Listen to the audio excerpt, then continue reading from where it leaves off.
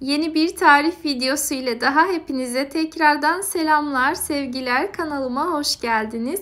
Bugün sizlerle birlikte tam kıvamında çok lezzetli bir Kıbrıs tatlısı hazırlayacağız.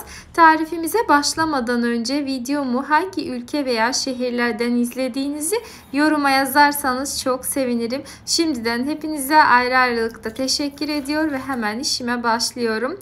Öncelikle şerbetimizi hazırlıyoruz. Bunun için 2 su bardağı toz şekerin üzerine 1,5 su bardağı kadar su ekledim. Güzelce karıştırdıktan sonra ocağı açtım. Üzerine şerbetimizin şekerlenmemesi adına birkaç damla limon sıktım. Ardından orta ateşte 6-7 dakika kadar kaynamaya bıraktım.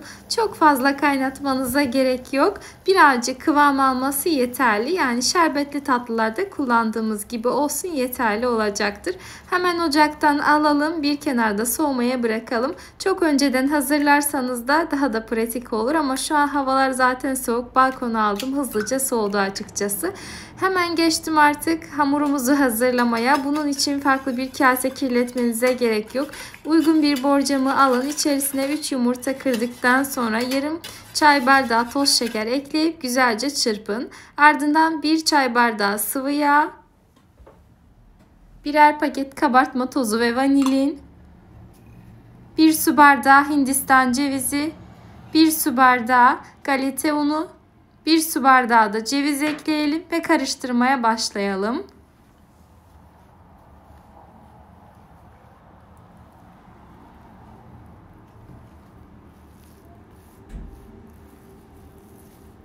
Spatula ile kıvam alana kadar karıştırdıktan sonra borcamın her tarafına yayalım. Çok büyük boy borcam kullanmamaya dikkat ediniz.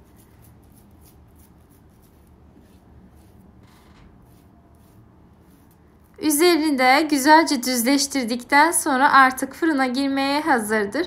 Bu şekilde 180 derece fırında üzeri kızarana kadar pişmeye gönderelim. Fırından fırına pişme süresi mutlaka değişecektir. Benim fırınımda ortalama 12-13 dakika içerisinde hazır olmuştu.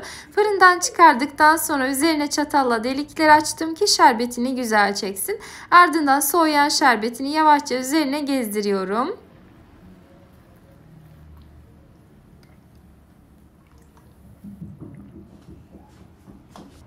Tatlımız bir kenarda şerbetini çeke dursun. Biz geçelim üzerine muhallebisini hazırlamaya. Bunun için 1 litre sütü uygun bir tencereye alalım. Üzerine 1 su bardağı mısır nişastası, 1 çay bardağı toz şeker ilavesi yaptıktan sonra güzelce çırpalım. Isınmaya başladıktan sonra spatula ile karıştırdım. Çok hızlı kıvam almaya başladığından sakın elinizi bırakmayın. Sürekli karıştırmaya devam edin. Kıvam almaya başladığında aniden kıvam alacaktır. Kıvam aldıktan sonra da birkaç dakika kısık ateşte pişirmeye devam edin ki nişasta kokusu ve tadı kalmasın. Ardından üzerine 1 paket toz vanilin, 1 pakette İsmini unuttum. Pardon. Krem şanti ekledim ve güzelce tekrardan karıştırıyorum. Sıcak haliyle ekliyoruz direkt içerisine.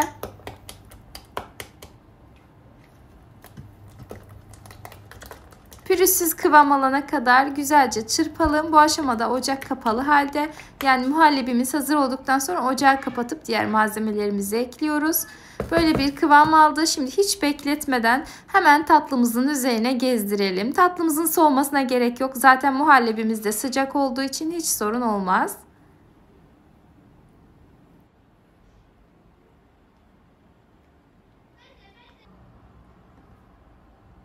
Ve muhallebimizi de tepsinin her tarafına güzelce yaydıktan sonra üzerinde düzleştirdikten sonra üzerine bolca Hindistan cevizi serpiştirelim.